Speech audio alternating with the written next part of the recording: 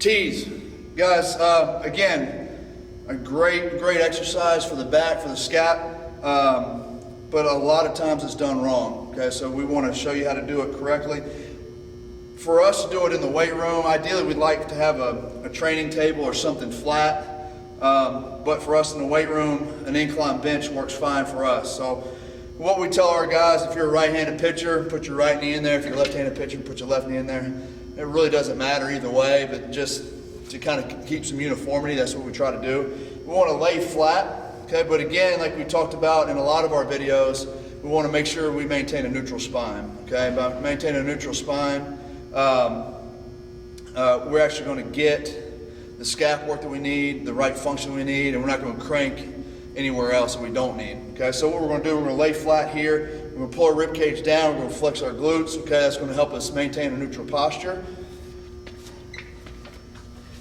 Okay, you see a lot of guys want to look up, now we're cranking on the neck, or look down, now we're stretching the neck. What we want to do is make sure from our cervical spine, from our neck, all the way down to our tailbone, okay, we've got a neutral spine. So hopefully I'm pretty neutral here. And all we're going to do, guys, thumbs up, palms down, doesn't matter, okay? We're just going to move our scaps back, and then back down the exact same way. We're not just going to let them fall back down, right? So we're going to reach, okay, protraction, retraction. Okay, hopefully you can see my scaps moving along my rib cage, okay? We're not just locking them down doing this, right? So we actually want to reach down, spread them out around the rib cage,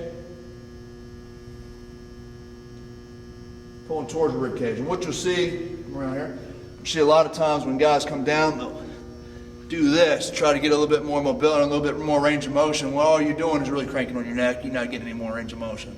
Okay, so what we want to do is make sure that neutral spine is maintained the whole time. If it says isometric, you're going to hold it for whatever count it says, 3 seconds, and then come back down. And if it's just regular, no isometric, you're just going to come up, pause, come back down.